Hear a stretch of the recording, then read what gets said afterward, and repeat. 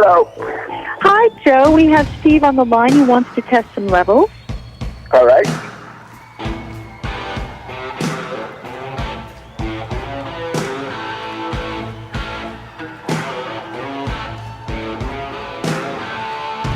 Can you hear me okay? Yep, I think we're good to go. Okay. All right. This is Steve Gumble, Festival Director for the Telluride Blues Brews Festival. I'm very excited to say I have Joe Walsh on the phone with me. Hello, Mr. Walsh. How are you? Hello, man. How are you doing? I'm beyond excited to be able to spend a few minutes with you, and we're really looking forward to having you in Telluride on September 16th, headlining the 23rd annual Telluride Blues Brews Festival. 23? Is it really that many? Yes, I started it back in 1994. So, wow. Yeah, I graduated college and moved out to be a ski bum, and I never left and created this monster. And now you're a part of it. I can't say thank you enough. On behalf of everyone in Telluride and everyone that comes to Blues and Brews, we're so excited to see you on our brand new state-of-the-art stage in our town park. Oh, wow. Sounds great. So I've never sung in a place where there's no air, but I'm willing to try it. We'll have oxygen on the side of the stage if you need it, but I don't think you will. Okay. So tell me, you have a connection to Colorado that dates back to the 70s. I think you've spent some time in Aspen and in Boulder. Tell me what brought you to Colorado and what was the scene like back then?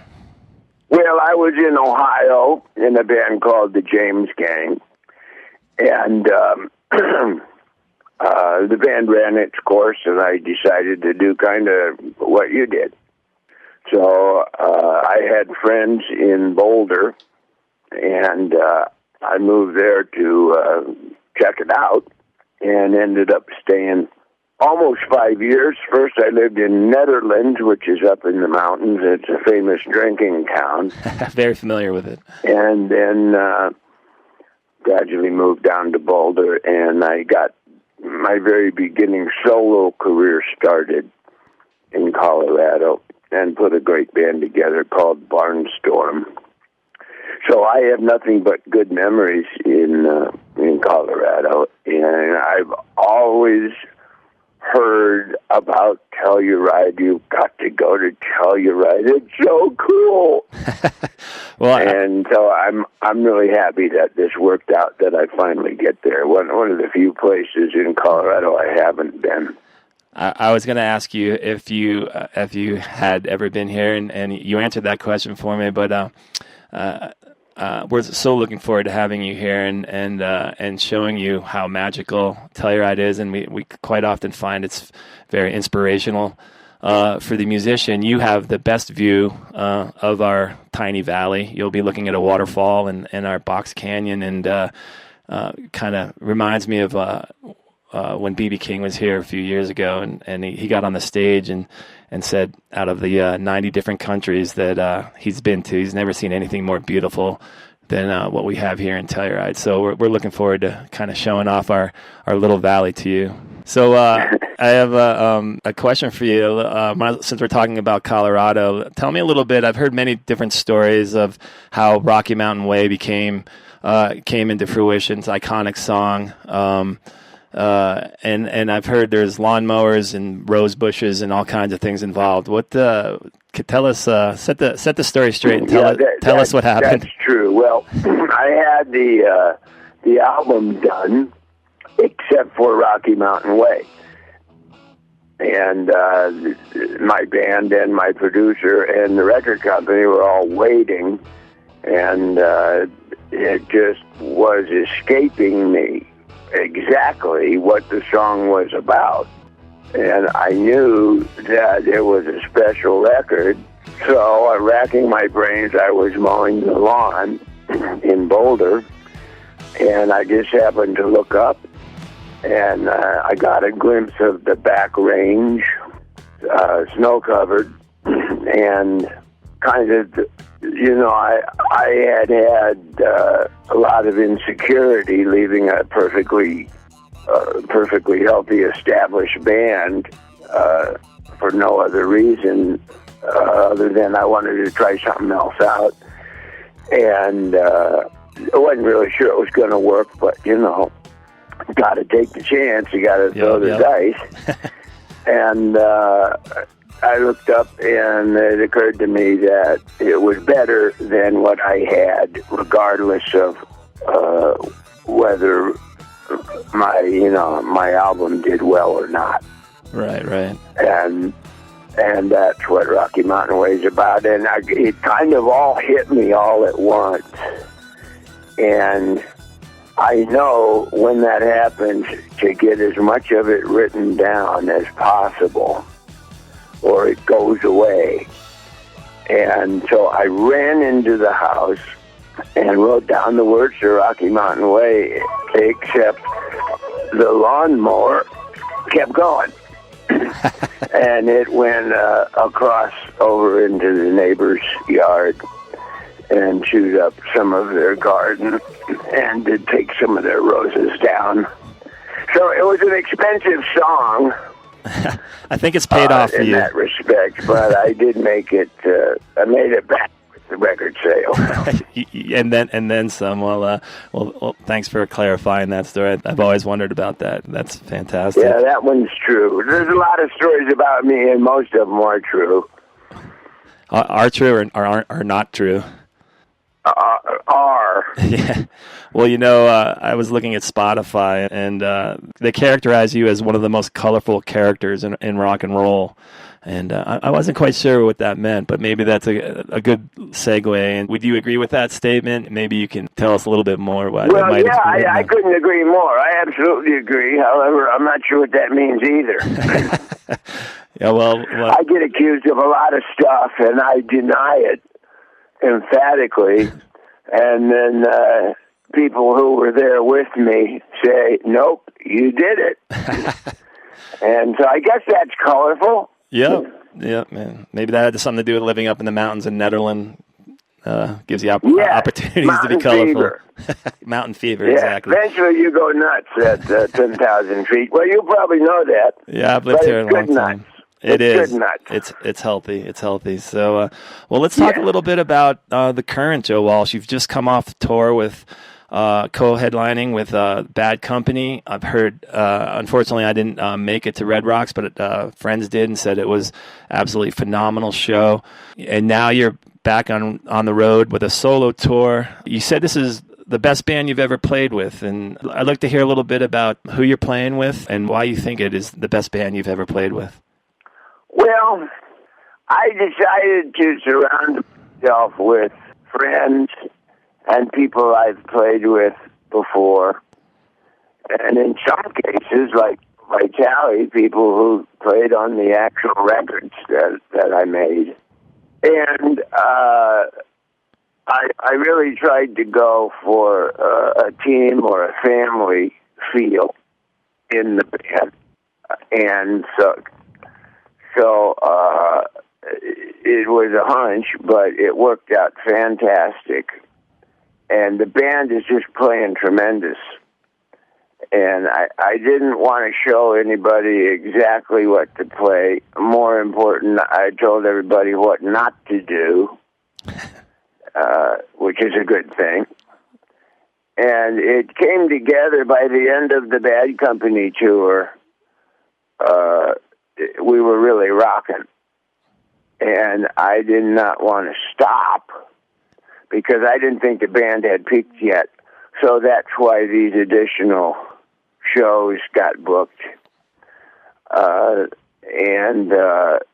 There's a lot of improvisation. I wouldn't say it's a jam band, but the songs are different every night, and I really leave places wide open for people to play whatever they're feeling that night. And I'm encouraging everybody, don't get locked into a part.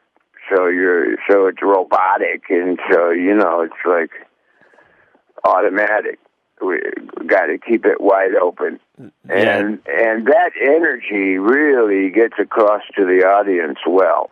I don't think a lot of bands are doing that anymore, and I really love what we're doing, and it really kicks me in the back. it really makes me play. And it makes me play in a way, I know how to do it, but I only do it when I have to. And so I've forced myself into having to play a certain way, and that is completely improvised. And so it's like a new set of songs to me every night. And after doing some of them for years and years, it's a totally different approach, and I love it. Waddy Wachtel, who's a well-respected session guitar player in Los Angeles, played with all kinds of people, James Taylor and Carole King, Stevie Nicks, Linda Ronstadt, and produced Warren Zevon, a whole bunch of people. Got him out of retirement, and of course my old friend Joe Vitale from Barnstorm and the Boulder Days, who is the drummer on Rocky Mountain Way, yep, is back with me. And some really hand-picked vocalists, and you can't have been in the Eagles and not have vocalists. So I got some backup singers, and they're doing exactly what I wanted. They're probably better singers than me, which is good. That. And again, that makes me work. And so that's what I'm bringing. And I think there'll be something for everybody. And yeah, we play all the songs. If you come to hear a song, you'll hear it. And you'll probably hear a couple other ones you hadn't thought about in a long time. Well, so that's the show. Yeah, well, we're really looking forward to it. I think I was reading, about the improvisational component of your current configuration, and it excited me. We're a town that's hosted the Grateful Dead, Fish, Widespread Panic, and to name a few of fairly iconic jam bands, and not that we're not implying that you're a jam band, but the improvisational component or aspect of your band right now, I think, will just absolutely fit like a glove here in Telluride and be so well received. It's the kind of vibe that really works in Telluride. Great. Well, that's perfect. Yeah, I wouldn't say we're a jam band, but nope. I certainly went in that direction. Yeah, well, I'm looking. And we get away with as much of it as we can. Well, you own that stage. You do whatever you want up there, and we know that we're going to be absolutely blown away. And the backup singers, that's exciting as well. I know that your time is precious, but I do want to talk a little bit about your current projects that are dear to your heart. You just recently wrote a song, No Man's Land, for the documentary Citizen Soldier, which I think was just released this week, and it's about a film. Yeah. It's just out. Great. And it's an independent documentary film, and it is about a Oklahoma National Guard unit that, with no warning, out of nowhere, the thing they expected the least, they were called up to go to Afghanistan and put as far behind enemy lines as anyone has been, and they had an assignment to clean out the area, and it was a stronghold, and they were remarkable in the way that they did it, and not all of them came back, but they all, by themselves, took GoPros, and my friend who does documentaries got a hold of their GoPros, and so this is their journey through their eyes with them speaking. And it's not a war movie like Hollywood. It's real, and it is profound. And so I wanted to get involved with it. It's an ongoing concern of mine about the state of the American veteran when they come home. Well, and I don't think they've been thanked or taken care of. What drives me crazy is seeing a homeless vet. And so I'm hoping, and there's not a candidate who's touching this. We are at war. We are, and it's a forgotten war over here. Yeah, I think that's the key thing there, the forgotten part of it. They're unsung heroes, and there have been no greater unsung moment in history than right now, and it's unfortunate. Yeah, it is. And I got involved in the movie and put some music together, hoping that it's like a wake-up call or a slap in the face for people to start asking, why? Why are we at war? Because I'm telling you, the troops don't know, and the commanders don't know, and it's just not okay, you know? And it's not okay to have it be discussed by the candidates. It makes me, really uncomfortable. So that's my current project, and I'm going to start a thing called Vets Aid, and I'm going to work at it more and more. Try and get some big concerts together with other musicians who feel the same way I do, and try and get some help to them, and especially the families of guys who didn't come back because they're lost. And they're usually kids 20 and under, you know. Yeah, tragic. Who are trying to navigate 2016 with no dad. Yeah. And they need all the help they can get and support. Did you get to meet any of the soldiers that were in the film? Oh, yeah. Yeah. Yeah, they're great guys. I mean, I wouldn't want to mess with them, you know. Yeah, the Oklahoma guys, they all went to the same high school together. Yeah. And they don't mess around. No, they're strong individuals. It was great to meet them, and they're absolutely professional, and they knew what they were getting into, and no regret, and proud to be American, and everything good. Well, I watched the trailer recently, and it's absolutely riveting, and the footage is mind-blowing. So, thank you for bringing this to the forefront of our minds, because you're right. I don't think a lot of people know what Afghanistan is all about and what's going on over there and the reality of what's happening to our soldiers there. So thank you so much for trying to bring that to our attention. We'll see you in a couple weeks. Oh, my pleasure, man. I got going there. Interviews only as good as the questions, and you had some great ones. So no problem at all. And hopefully, we'll continue from there when I see you. You bet. I'm looking forward to it. Careful, Telluride. Careful what you pray for. We're coming to town. You're coming to get us. Well, we're all excited, and again, thank you so much, and we'll see you here on our main stage, September 16th. We're looking forward to that. All right. See you later. Bye. Bye-bye.